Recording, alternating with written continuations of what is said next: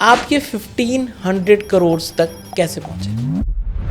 ज़रूरी है कि एक पेशेंस रख के एक लॉन्ग टर्म प्लानिंग के साथ धीरे धीरे आगे बढ़े। मेरी इच्छा ये शुरू से ये थी कि खुद का ही कुछ काम करना है। अगर कोई नया बंदा आ रहा है, जो एक बच्चा है जो पास आउट करके आया है और उसे बिजनेस स्टार्ट करना है, या आपकी सेकंड जनरेशन अब आ गई है, तो आप अपने बच्चों को क्या टिप्स देना चाहेंगे? तो मेरे को ऐसा लगता है कि आजकल की जनरेशन कई बार ज़रूरी नहीं है सबके लिए एप्लीकेबल हो, पर बहुत सारे लोग बहुत कम टाइम में बहुत कुछ करना चाहते हैं। मुझे लगता है वो संभव नहीं है। तो फोकस कहाँ होना चाहिए? मार्केटिंग पे होना चाहिए या एंड कस्टमर पे होना चाहिए? तो दोनों चीज़ें बहुत इंपॉर्टेंट है मेरे ख्याल से। सर, मैं चाहूँगा एडवर्टाइजमेंट और ब्रांडिंग के बारे में आप थोड़ा सा बताइए हमें। Branding is very very important these days. तो हम लोगों ने बीच में अपने ब्रांड एम्बेसडर्स भी करीना कपूर और सैफ अली खां को हम लोगों ने हायर किया था 2 साल के लिए। वो हमारे ब्रांड एम्बेसडर थे। तो मैं जानना चाहता हूँ, what is the right time to take funds? कि जैसे मैंने बताया है कि 1990 से मैंने बिज़नेस जब अपना शुरू किया, तब एक छोटा सा टर्नओवर था। पहले साल तो मेरे ख्याल से 2-3 करोड़ रुपए का टर्नओवर था। धीरे धीरे करते हुए 10-15 साल में बहुत अच्छी ग्रोथ हम लोगों ने अचीव करी।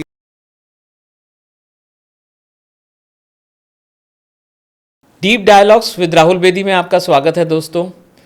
आज का एक पॉडकास्ट मैं एक सच्ची घटना सुना के आपको स्टार्ट करूंगा। ये बात है 1989 की, जब एक यंग लड़के ने सोचा कि मेरे को अपना करियर शुरू करना है, और बहुत ही हम्बल मिडिल क्लास बैकग्राउंड था। वो अपने पापा के पास गए और कहा, पापा मेरे को फंड्स की ज़रूरत है, मैं कुछ बड़ा सोच रहा हूँ। पापा की जितनी हैसियत थी उसके हिसाब से उन्होंने अपने बेटे को 75,000 रुपीज़ दिए और कहा, बेटा यही है मेरे पास, आप इससे जो कर सकते हो करिए। हो गया तो बहुत अच्छा, और ना हुआ तो मेरे पास दोबारा मत आना, मेरे पास ये था जो मैंने आपको दे दिया। कट टू, आज वो जो लड़का था एक वयस्क आदमी बन चुका है और 1500 करोड़ की कंपनी रन कर रहे हैं।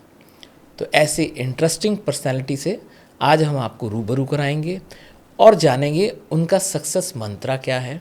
एकदम स्क्रैच से जब स्टार्ट होते हैं और इतना बड़ा बिजनेस बनाने के लिए किन संघर्षों से हमें गुजरना पड़ता है और उन संघर्षों पे कैसे विजय प्राप्त करी जा सकती है।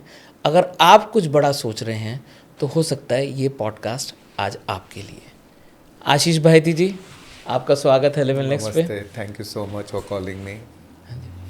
सर, तो मैं ये जानना चाहता हूँ, मैं आपकी जर्नी को डिकोड करना चाहता हूँ आज, कि how this all started and how eventually started from scratch आप ये 1500 करोड़ तक कैसे पहुँचे? बहुत इंटरेस्टिंग जर्नी है। और जैसा आपने बताया ही ऑडियंस को कि मेरा जो स्टार्ट हुआ था बहुत मिडिल क्लास फैमिली से हुआ था। बचपन पूरा मेरा लखनऊ में बीता और एक नॉर्मल एवरेज अच्छा स्टूडेंट रहा हूँ मैं लाइफ में।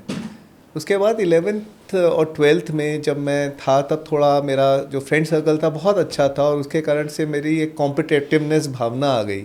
ये बात अलग है, बचपन से मैं इंजीनियरिंग करना चाहता था, पर क्या करूँगा कैसे करूँगा वो नहीं पता था। और उसके बाद जब उनके लोगों के साथ में मैं रहा तो एक कॉम्पिटिटिव भावना मेरे अंदर जागी और मैंने आईआईटी के लिए बहुत अच्छे से पढ़ाई करी और मेरा एडमिशन भी हो गया। अपने फर्स्ट अटेम्प्ट में आईआईटी कानपुर में मैंने 4 साल मैकेनिकल इंजीनियरिंग करी। और वो करने के बाद उसी समय से मेरी इच्छा ये शुरू से ये थी कि खुद का ही कुछ काम करना है। और मेरे बहुत सारे फ्रेंड्स थे जो कि अब्रॉड भी गए और जिन्होंने, मतलब उस समय ट्रेंड होता था कि आप अंडर ग्रेजुएट करने के बाद पोस्ट ग्रेजुएट करने के लिए यूएस जाओ या और कहीं बाहर जाओ। पर मेरा हमेशा यही था कि इंडिया में बहुत अपॉर्चुनिटी है और मुझे इंडिया में ही कुछ करना है। तो वहाँ बस उसी समय मेरे फादर के एक फ्रेंड थे जिन्होंने उस समय वाटर स्टोरेज टैंक का काम थोड़ा सा शुरू किया था। तो उनकी एक रिक्वायरमेंट थी कि भाई उनको एक फैक्ट्री लगानी थी। वो दिल्ली में थे और उनको एक फैक्ट्री लगानी थी गाज़ियाबाद में। तो उन्होंने मुझसे बोला कि ठीक है आ जाओ, हेल्प करो मेरी, और तुम जो है, मेरी एक मशीन ओखला में है, एक साहिबाबाद में चाहिए, इस मशीन को कॉपी करके एक साहिबाबाद में भी फैक्ट्री लगाने में हेल्प करो। तो उनके साथ ये डील हुई, सर मैं हेल्प पूरी करूँगा कॉपी करने में, पर एक नहीं 2 मशीन बनाऊँगा, एक आपके लिए एक मेरे लिए। वो एग्री कर गए और उस तरह से हमारा ये इन्वेस्टमेंट शुरू हुआ। वाटर टैंक में आने का उस समय यही कारण था, उस समय वाटर की शॉर्टेज इंडिया में बढ़ती जा रही थी। मैं बात कर रहा हूँ 89-90 की, और उस समय ऐसा फील था कि आने वाले समय में पानी की शॉर्टेज बढ़ेगी, पानी की क्वालिटी भी ख़राब हो रही थी। तो जो पहले पुराने तरीके थे कंक्रीट के टैंक्स या फिर लोहे के टैंक, बहुत जल्दी ख़राब हो जाते थे, जंग लग जाते थे, काई लग जाती थी। तो प्लास्टिक के वाटर टैंक उस समय एक अपकमिंग इंडस्ट्री था।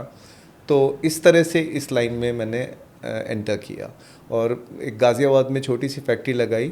5 लाख का इन्वेस्टमेंट था, 75,000 रुपये खुद के लगाए थे, बाकी बैंक से लोन वगैरह लिया था और एकदम बहुत ही छोटे लेवल पे काम शुरू किया।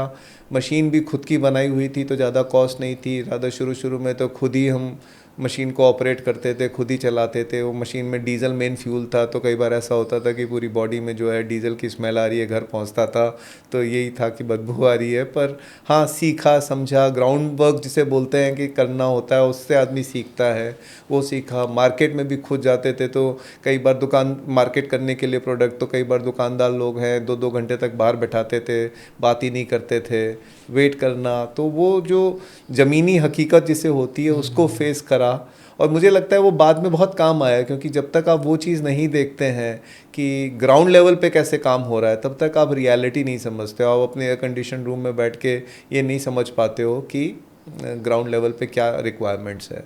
तो उस दौरान से गुजरते गुजरते जो है धीरे धीरे करके फिर काम आगे बढ़ा। सर, तो ग्राउंड लेवल पे जो आप कह रहे हैं, ग्राउंड लेवल पे काम करने से क्या मिलता है? क्या ये मिलता है कि हमारे जो बाद में सबऑर्डिनेट्स हैं या टीम है वो हमें बेवकूफ़ नहीं बना सकती, हमें मालूम है कि नीचे क्या काम होता है, या हमें कस्टमर की मेंटालिटी मालूम चलती है, या एंड यूज़र की मेंटालिटी मालूम चलती है, या कुछ और, या ये सब कुछ? या ये सब कुछ आपने जो बोला बिल्कुल वही है। सारी चीज़ें ही पता लगती हैं कि ग्राउंड लेवल पे आप सबसे पहले, मुझे जो लगता है इवन आज भी इतना सब होने के बाद भी मैं जब मार्केट में जाता हूँ मैं कुछ नया सीख के आता हूँ। क्योंकि आप जाते हैं, आप वहाँ अपने प्रोडक्ट्स देखते हैं, आपके प्रोडक्ट कैसे दुकानों पे प्लेस्ड है, सही तरीके से है, उनकी पैकेजिंग सही है कि नहीं, लोग क्या उनको ऑब्जर्व कर पा रहे हैं नहीं, आपके कॉम्पिटिटर्स मार्केट में क्या कर रहे हैं, आपका प्रेजेंस दुकानों पे कैसा है, आपका जो जिसे पीओपी मटेरियल बोलते हैं, पॉइंट ऑफ परचेज पे आपकी प्रेजेंस कैसी है। तो हर बार कुछ ना कुछ सीख के आता हूँ। जब भी मैं जाता हूँ मार्केट से लौट के आता हूँ, मैं बोलता हूँ ये चेंज करो, ये चेंज करो, क्योंकि ग्राउंड से जुड़े रहना तो बहुत ज़्यादा ज़रूरी है। तो ये सभी कुछ सीखने को मिलता है, क्योंकि एक आपका सेल्स का भी आदमी है। आज हमारे 250 सेल्स के लोग हैं, वो जब राइट फ्रॉम मॉर्निंग 9:30 से काम शुरू करते हैं तो किस तरह से काम करते हैं, उनको किस तरह से मूवमेंट करना चाहिए, उनको किस तरह से अपने आप को प्रेजेंट करना चाहिए मार्केट में कस्टमर के आगे। कस्टमर जब आता है वो कैसे सोचता है, प्लम्बर एक इन्फ्लुएंसर होता है हमारे ट्रेड में कि प्लम्बर कैसे सोचता है। ये जो सारी चीज़ें हैं, ये जब तक आप ग्राउंड पे नहीं जाओगे आपको समझ नहीं आएगा। जैसे ग्राउंड रियलिटी आपने बताई, और अगर कोई नया बंदा आ रहा है, जो एक बच्चा है जो पास आउट करके आया है और उसे बिज़नेस स्टार्ट करना है, या आपकी सेकंड जनरेशन अब आ गई है, तो आप अपने बच्चों को क्या टिप्स देना चाहेंगे? स्क्रैच से स्टार्ट करते हैं तो कहाँ तक पहुँचा जा सकता है, और what are the important values और की पॉइंट्स एक बिज़नेस में जो ध्यान रखने वाली बातें हैं? नहीं, देखिए, इसमें मेरे को ऐसा लगता है कि आजकल की जनरेशन कई बार, ज़रूरी नहीं है सबके लिए एप्लीकेबल हो, पर बहुत सारे लोग बहुत कम टाइम में बहुत कुछ करना चाहते हैं। मुझे लगता है वो संभव नहीं है। कोई भी चीज़ की नींव को आपको धीरे धीरे ही मजबूत करना होता है। ग्रोथ कोई अचानक नहीं आती, ग्रोथ धीरे धीरे ही आती है। तो एक पेशेंस रखना बहुत ज़रूरी है। और वही जैसे अभी बात कर रहे थे कि आप ग्राउंड से जुड़े रहो, आप अपने कमरे में बैठ के, आजकल की कई बार जनरेशन होती है जो मार्केट को नहीं समझती है, या फिर ग्राउंड में जो दूसरे लोग होते हैं उनकी बात को अंडरस्टैंड, उनकी परेशानी को नहीं समझ पाती है। तो बहुत ज़रूरी है कि एक पेशेंस रख के, एक लॉन्ग टर्म प्लानिंग के साथ धीरे धीरे आगे बढ़े। एक ओवरनाइट कुछ चीज़ें कुछ भी नहीं होता है। सर, आजकल ना स्टार्टअप का एक ट्रेंड आ गया है, और बिजनेस तो पहले भी होते थे, अब एक स्टार्टअप एक क्या है, फैंसी वर्ड आ गया है, लोग बड़े अट्रैक्ट होते हैं उसकी तरफ, और उसमें फंडिंग का भी एक बड़ा ट्रेंड है। फंडिंग बहुत इजीली अवेलेबल भी है अब, और आप गूगल करें, चैट जीपीटी पे जाएं, हाउ टू गेट फंड्स, बहुत सारे आपको तरीके मिल जाएंगे। मैं कुछ और जानना चाहता हूँ, मैं जानना चाहता हूँ what is the right time to take funds? देखिए, उसको बताने से पहले मैं आपको अपनी अपनी फंड्स की, मैंने कैसे, मेरे यहाँ फंड्स किस तरह से आए वो थोड़ा सा एक्सप्लेन करता हूँ, कि उससे थोड़ी मेरी जर्नी भी मैं आपके साथ शेयर करना चाहूँगा। कि जैसे मैंने बताया है कि 1990 से मैंने बिज़नेस जब अपना शुरू किया, तब एक छोटा सा टर्नओवर था। पहले साल तो मेरे ख्याल से 2-3 करोड़ रुपए का टर्नओवर था। धीरे धीरे करते हुए 10-15 साल में बहुत अच्छी ग्रोथ हम लोगों ने अचीव करी, और उसमें भी बहुत बड़ा रीज़न रहा इनोवेशन का, बहुत बड़ा रीज़न रहा नए प्रोडक्ट लॉन्च करना, बहुत ज़्यादा रहा क्वालिटी पे लोगों का ट्रस्ट जीतना। क्योंकि आगे जब हम दूसरे प्रोडक्ट लेके आए तो उसी ट्रस्ट के कारण से हमारे पुराने ही कस्टमर ने हम पे बिलीव करते हुए हमारे नए प्रोडक्ट्स को बहुत अच्छी तरीके से लिया, बेचा, और मतलब वो ट्रस्ट ही हमारे को बहुत हेल्प करी। तो जब ये मैं जो बता रहा था कि 2004 से लेके 2004 तक हम लोग वही वाटर टैंक का अपना बिजनेस ग्रो करते रहे। 2004 में करीबन जो टर्नओवर थी वो लगभग पहुंची 12-13 करोड़, 14 करोड़ की टर्नओवर थी उस समय, जहाँ तक मुझे याद है। उसके बाद की जर्नी बड़ी इंटरेस्टिंग है, क्योंकि वो एक फाउंडेशन बन गया था। वो एकदम ज़ीरो से स्टार्ट करके 10-12 साल में, 14 साल में जो है आप एक 14-15 करोड़ के टर्नओवर पे आ गए थे, और प्रॉफिटेबल था, अच्छा पैसा भी आ रहा था। तो उस समय फिर हम लोगों ने सोचा कि और अब क्या करना है, वाटर टैंक तो ठीक है हम बेच रहे हैं, और क्या करना है। तो एक अलाइड लाइन थी पाइपिंग की, क्योंकि जो डिस्ट्रीब्यूटर्स, डीलर्स जो हमारे थे, जो वाटर टैंक बेचते हैं, सब जने पाइप बेचते हैं। तो एक नेचुरल चॉइस थी कि अगर हम पाइप बनाना शुरू करें तो उसी नेटवर्क में अपनी एक ग्रोथ हम बढ़ा सकते हैं। फिर हमने पाइप शुरू किया। पाइप भी बहुत तरह के होते हैं, जैसे हमने स्टार्ट किया पीपीआर पाइप से, उसके बाद हमने स्टार्ट किया CPVC pipes, PVC pipe, sewage pipe, plumbing pipe, high pressure pipe, उसमें भी बहुत रेंज है। तो धीरे धीरे करके जो भी कमाते थे वो इन्वेस्ट करते जाते थे। नई नई जगह फैक्ट्री खोलना भी बहुत इंपॉर्टेंट हो गया था, क्योंकि वाटर टैंक्स जो हैं लोकेशनल प्रोडक्ट है, बहुत ज़्यादा ट्रांसपोर्टेशन कॉस्ट आती है। एक तरीके से एक ट्रक में आप हवा ही भर के भेज रहे हो, क्योंकि उसको आप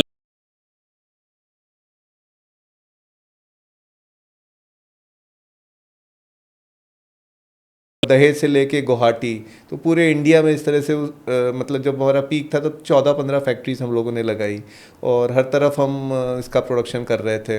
तो अब जब ग्रोथ हो रही थी, सब कुछ हो रहा था, तो और कई बार होता है कि फंड्स आप अपनी तरफ से जितनी कमाई कर रहे हो वो तो आप इन्वेस्ट करते जा रहे हो, पर आपको फिर और फंड्स की रिक्वायरमेंट होती है, क्योंकि आपको ग्रोथ दिख रही है। मार्केट ग्रो कर रहा था 10-12-15% से मार्केट ग्रो कर रहा है, पर आप अपनी कैपेसिटीज़ कैसे बढ़ा सकते हो।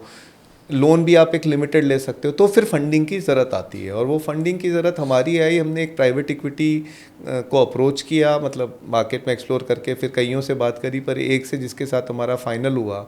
तो उस समय ये बात कर रहा हूँ मैं 2014 की। तो 2014 में पहली बार हमने प्राइवेट इक्विटी ली। प्राइवेट इक्विटी जब आती है, वो आते हैं, पूरा ड्यू डिलिजेंस करते हैं, सारा देखते हैं, वो प्रोमोटर्स को पूरा देखते हैं, क्या बैकग्राउंड है प्रोमोटर्स का, यहाँ तक कि वो उसकी फैमिली में भी घुस के देखते हैं कि क्या फैमिली, क्योंकि वो तो आप पे इन्वेस्ट कर रहे हैं, वो कंपनी पे नहीं करते, वो प्रमोटर्स पे इन्वेस्ट करते हैं, कि प्रमोटर्स ने कहाँ से शुरू किया, कैसे यहाँ तक पहुँचे हैं, और प्रोडक्ट जो है उसकी क्या ग्रोथ है। तो वो ये सब देखते हैं। उन्होंने उस समय, आज से कितने साल हो गए, 11 साल पहले उन्होंने इन्वेस्ट किया हम में। उस समय 100 करोड़ रुपए उन्होंने हमारी कंपनी में इन्वेस्ट किए थे, और उस समय वैल्यू करी थी करीबन 450 करोड़ की, हमारी कंपनी की वैल्यू करी थी उन्होंने। और उससे पर हमें बहुत फ़ायदा हुआ, क्योंकि एक बार एक प्रोफेशनल कंपनी आती है। उससे पहले क्या था कि हम ही अपनी कंपनी के CEO हैं, हम ही अपनी कंपनी के CFO हैं, हम ही सब कुछ देखते हैं। अब जब इस तरह का जब प्रोफेशनल मैनेजमेंट भी आपको सपोर्ट करने के लिए होता है, तो वो फिर टीम बनाने में हेल्प करते हैं। फिर उन्होंने अलग अलग हमको एडवाइस किया कि आप एक काम करो, आप एक CFO अपॉइंट करो जो फाइनेंस देखेंगे, आप अपना ह्यूमन रिसोर्सेज को मैनेज करने के लिए CHRO अपॉइंट करो, एक अपनी IT टीम बनाओ। हम SAP हमने इम्प्लीमेंट किया, जो बहुत बड़ा एक कदम होता है कंपनी को प्रोफेशनलाइज करने में। तो इस तरह के कई स्टेप्स उन्होंने हमें एनकरेज किया, और हमने लिए भी। तो स्टार्टअप्स के लिए यही एडवाइस है कि भाई, अगर आपको फंड्स मिलते हैं तो यही मत सोचिए कि फ़ंड मिल रहे हैं। फंड्स के साथ जो भी प्राइवेट इक्विटी आपकी कंपनी में पैसा लगा रहा है, उसका ये भी देखिए कि वो और क्या एक्सपर्टीज़ ला रहा है, क्योंकि वो एक्सपर्टीज़ बहुत इंपॉर्टेंट है। उनके हर तरफ कनेक्शंस होते हैं, तो हर जगह वो आपको हेल्प कर सकते हैं कि आप इस चीज़ में आपको मदद चाहिए तो आप इस एजेंसी से बात करो। और चूंकि उनका कई इंडस्ट्री में एक्सपोजर होता है, उस एक्सपोजर की आपको बहुत फ़ायदा मिलता है, तो आपकी वैल्यूएशन भी उस हिसाब से फिर और बढ़ती चली जाती है। Sir, what is the importance of team building? I think it's very very important, as I just said कि पहले मैं आपको एक एग्जांपल देता हूँ कि जब मैं शुरू के 10 साल मेरी फैक्ट्री गाज़ियाबाद में थी, तो मैं रहता था उस समय ग्रेटर कैलाश में। तो मेरा डेली एक ही रूटीन होता था, सुबह उठे, तैयार हुए और गाज़ियाबाद गए, क्योंकि फैक्ट्री है, वहीं जाना है, वहीं बैठना है। एक थॉट प्रोसेस यही था कि भाई उठ के, जैसे कोई दुकानदार है, उठता है, दुकान पे जाता है, वापस आता है, उसी तरह मैं उठता हूँ, फैक्ट्री जाता हूँ, वापस आता हूँ। कभी कभार मार्केट करना हुआ तो मार्केट करने चले गए, पर ज़्यादातर फैक्ट्री।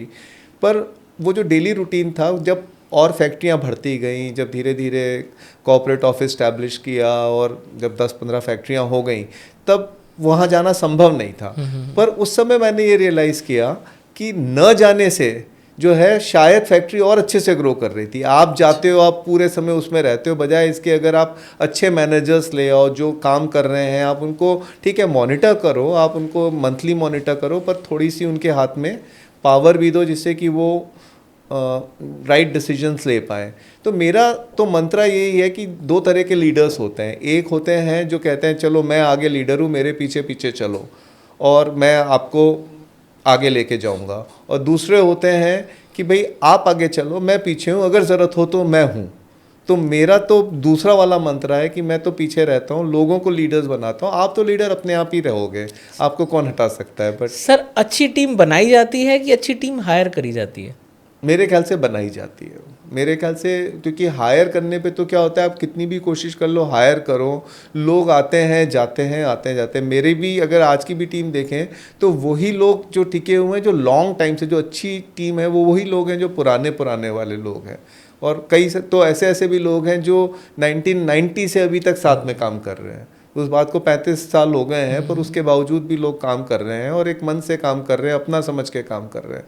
तो इस तरह के जो लोग होते हैं वो आपको बहुत हेल्प करते हैं आगे लाइफ में। और टीम ट्रस्ट पे ही बनती है। टीम आप अच्छा ट्रीटमेंट करोगे, लोगों को भी अच्छे इंसेंटिव्स दोगे, तभी बनती है। नहीं तो ये आया राम गया राम वाला जो कंसेप्ट है वो कभी आपको आगे बढ़ने नहीं देता है। आपने मेरे नेक्स्ट क्वेश्चन का आंसर दे दिया कि टीम अच्छी बनाई कैसे जाती है, अच्छे इंसेंटिव्स देके और उनकी केयर करके। बिल्कुल। हाँ जी।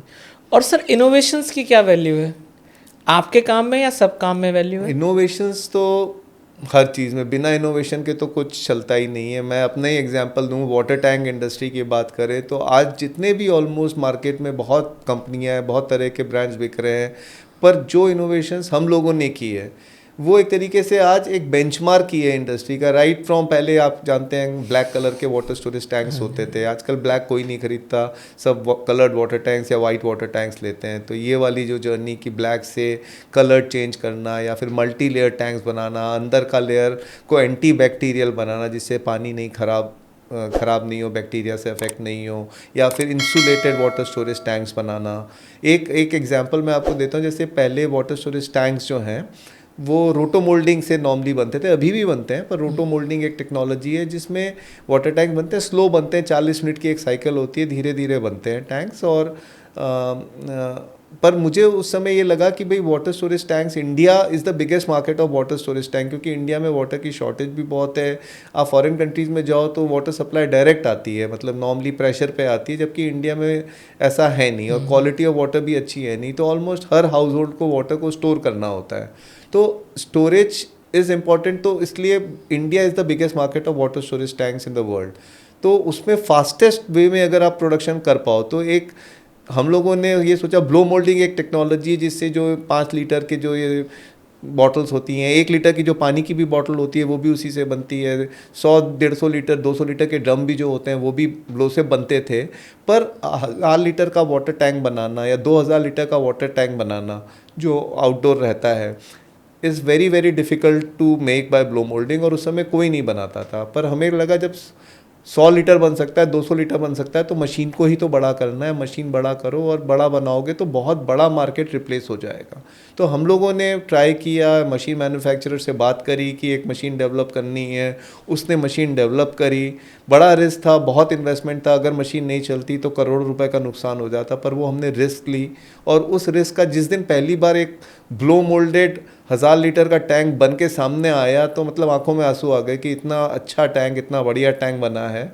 और उस स्टेप ने पूरा मार्केट चेंज कर दिया। आज ऑलमोस्ट इंडिया के 50-60% वाटर स्टोरेज टैंक्स जो हैं वो ब्लो मोल्डिंग में बनते हैं, और we are the biggest manufacturers of blow moulded water storage tank in the world, not just in India, in the world. और पूरे वर्ल्ड में ये टेक्नोलॉजी धीरे धीरे फैल गई। आजकल आप देखेंगे चाहे वो अफ्रीका हो, चाहे वो साउथ ईस्ट एशिया हो, मिडिल ईस्ट हो, सब तरफ वाटर टैंक जो है ब्लो मोल्डिंग से ज़्यादा बन रहे तो हैं। ये आपकी आईआईटी यहाँ पे काम आई। हाँ, डेफिनेटली एक नया सोचने की जो एक शक्ति होती है वो डेफिनेटली यहाँ से आई है, उसमें तो मैं मानता ही हूँ। तो मतलब education plays a very important role. Of course, no doubt about it. It gives you a confidence, actually आपको एक कॉन्फिडेंस मिलता है कि भाई एक लॉजिकल थिंकिंग आपको मिलती है, एक ये भी लगता है कि ऐसा नहीं हो कि मैं गलत, वो जो एक डर हमेशा आदमी के मन में रहता है वो थोड़ा कम हो जाता है, क्योंकि आपको लगता है भाई मैं right, scientifically right, technologically correct काम कर रहा हूँ। तो सर जो ऑब्जर्वेशन होती है, ऑब्जर्वेशन को हमें कहाँ फोकस करना चाहिए? क्योंकि जैसे आपने कहा कि plumber plays very important role, और आपने जो मैन्युफैक्चरिंग है उसमें आपने पूरा का पूरा सिनेरियो ही चेंज कर दिया। लेकिन जो मार्केट नीड है कि आप कह रहे थे कि जो temperature of water can also be controlled, तो फोकस कहाँ होना चाहिए? मार्केटिंग पे होना चाहिए या एंड कस्टमर पे होना चाहिए? देखिए, अल्टीमेटली आप कोई गलत प्रोडक्ट की खूब अच्छी मार्केटिंग कर दो तो भी वो नहीं बिकेगा। तो अल्टीमेटली तो रिक्वायरमेंट यही है कि भाई कस्टमर फोकस प्रोडक्ट निकालें आप, जो कस्टमर की रिक्वायरमेंट हो, नीड हो, जिसको वो चाहता हो। पर आप बहुत अच्छे प्रोडक्ट भी बना सकते हो और प्रॉपर मार्केटिंग आपने नहीं करी, आप वो इन्फॉर्मेशन ही कस्टमर को ना दे पाए कि भाई आपका प्रोडक्ट में क्या फ़र्क है, क्या एडवांटेज है, तो भी आपका वो प्रोडक्ट बेकार हो जाएगा। तो दोनों चीज़ें बहुत इंपॉर्टेंट है मेरे ख्याल से।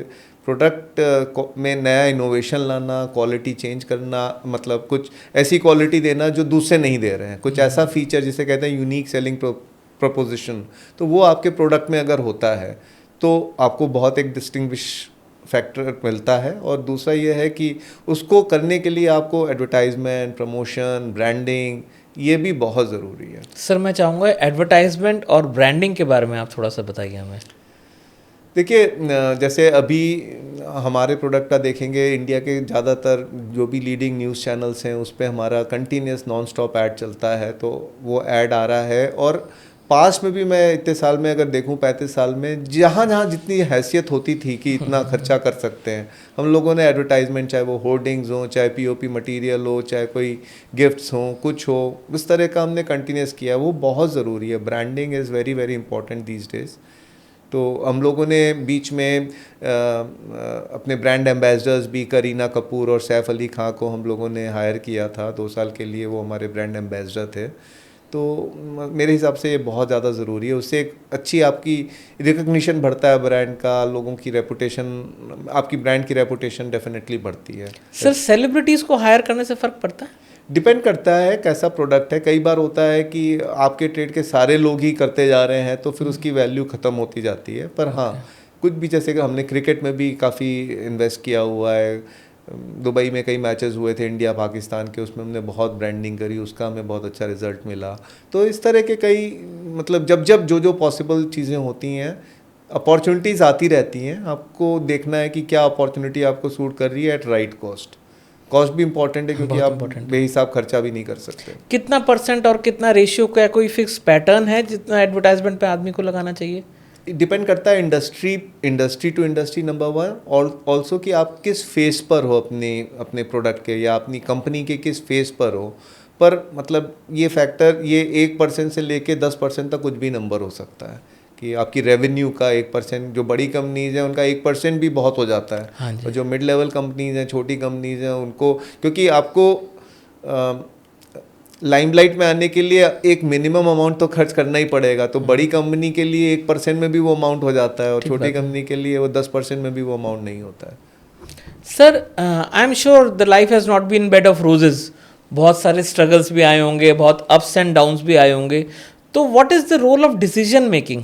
मेरा ये मानना है कि राइट टाइम पे राइट डिसीजन बहुत इंपॉर्टेंट होता है। लाइफ ना कई बार होता है कि ऐसे ऐसे पॉइंट्स आते हैं लाइफ में जब आदमी थोड़ा सा डेस्परेट हो जाता है, थोड़ा सा डिसहार्टेंड हो जाता है, उसको ये लगता है कि पता नहीं मेरे साथ ऐसा क्यों हो रहा है। पर मैं आपको अपना एग्जांपल देता हूँ कि जैसे जब मैंने आपको बताया कि प्राइवेट इक्विटी आई थी, तो जब कोई भी प्राइवेट इक्विटी आती है तो उसको एग्जिट भी देना होता है, और वो रूल्स उसी समय डिसाइड हो जाते हैं जब प्राइवेट इक्विटी आती है कि भाई ठीक है, आज मैं इतना पैसा डाल लेके आई हूँ, आपको दे रही हूँ, पर आज से 5 साल में 6 साल में आपको मुझे एग्ज़िट भी देना पड़ेगा। और एग्ज़िट के 3 तरीके होते हैं। एक एग्ज़िट होता है कि भाई आईपीओ, जो सबसे कॉमन वो होता है कि आप आईपीओ लेके आओगे और फिर जो भी पैसा आईपीओ में कलेक्ट होगा उससे वो प्राइवेट इक्विटी बाहर हो जाएगी और उसका जो भी गेन होगा मिल जाएगा। ये काम नहीं करता है तो दूसरा ये ऑप्शन होता है कि भाई वो जाएगी और कोई दूसरी प्राइवेट इक्विटी आ जाएगी और जर्नी चलती रहेगी ऐसे। और तीसरा ऑप्शन ये होता है कुछ भी नहीं होता है तो एक स्ट्रैटेजिक सेल होती है जिसमें कोई बड़ी कंपनी आके आपकी पूरी कंपनी को ही खरीद लेती है और इन्वेस्ट करती है। और ये तीनों नहीं होते हैं तो चौथा ये होता है कि प्रमोटर्स को बाय बैक करना होता है। अच्छा। तो मतलब भाई मैंने पैसे दिए हैं, आप कुछ नहीं कर पाए इन तीनों में से, तो आप मेरे को पैसे लौटा दो मेरे। तो जो भी कंडीशन होती है वो करना होता है। हमने ये पैसे लिए सबसे पहले तो ठीक है, ग्रोथ भी करी, सब कुछ करा, सब कुछ अच्छा चल रहा था। 5 साल में हम लोगों ने सोचा आईपीओ लेके आते हैं। आईपीओ के लिए हमारा सारा रोड शोज़ हो गए, सब हो गया, इन्वेस्टमेंट के कमिटमेंट हो गए, सब कुछ था, अच्छा चल रहा था। पर जिस दिन आईपीओ लॉन्च होना था उसके 15 दिन पहले जो है वो एक स्टॉक मार्केट में दीवान हाउसिंग का एक एपिसोड हो गया और उस एपिसोड के कारण से पूरा का पूरा मार्केट क्रैश कर गया और आईपीओ मार्केट एकदम ज़ीरो हो गया। तो मतलब 4-6 महीने की जो एक पॉजिटिविटी थी, एनर्जी थी कि काम कर रहे हैं, इन्वेस्टमेंट्स आ रहे हैं, प्रेजेंटेशंस दे रहे हैं, वो सब एकदम एक दिन में नीचे आ गई और सब खत्म सा लग रहा था। डेस्परेट हो गए कि मतलब उस समय ऐसा लग रहा था कि सब कुछ ही मेहनत बेकार हो गई। फिर नए सिरे से शुरू किया कि जो दूसरा ऑल्टरनेटिव होता है कि आप कोई दूसरी बड़ी प्राइवेट इक्विटी लेके आओ। बहुत कोशिश करी, 3-4 महीने मेहनत करी, सब लोगों को अप्रोच किया, पर उस समय कोई इंटरेस्ट नहीं दिखा रहा था। फिर तीसरा ऑप्शन ये था कि भाई किसी को स्ट्रैटेजिक आप अपनी कंपनी को बेचो। उसके लिए फिर इंडिया की कंपनीज तो होती नहीं है, वर्ल्ड वाइड जो है लोगों को सर्च करना पड़ता है कि कोई बाहर की कंपनी इंडिया में आना चाहती है, कुछ पैसे करना चाहती है और हमारे ही ट्रेड की इसी साइज़ की कंपनी को ख़रीदना चाहती है। तो एक कंपनी आइडेंटिफाई हुई, नीदरलैंड की कंपनी थी, वो हमारी कंपनी में इन्वेस्ट करना चाह रही थी। तो उनसे बात हुई, सब कुछ हुआ।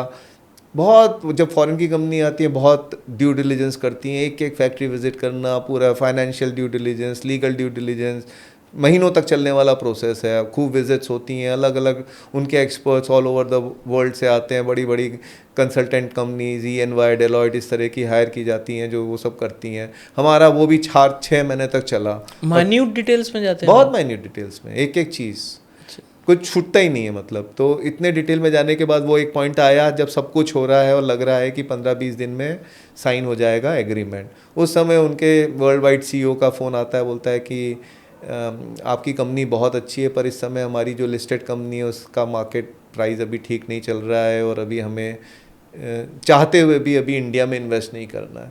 तो तीसरा ऑप्शन भी ख़त्म हो गया। तो इतना सब कुछ बढ़िया चल रहा था, अच्छी वैल्यूएशन हो गई थी। उस समय 900 करोड़ का हमारी कंपनी की वैल्यूएशन हुई थी जो कि हमें लग रहा था ठीक है। और ये तीनों चीज़ें ख़त्म हो गई। अब जो हमारी प्राइवेट इक्विटी थी वो परेशान हो गई कि तीनों ऑप्शंस ख़त्म हो गए। उसने कहा चौथा ऑप्शन ये है कि बाय बैक करना है। उसी समय कोरोना आ गया, 2020 की बात कर रहा हूँ।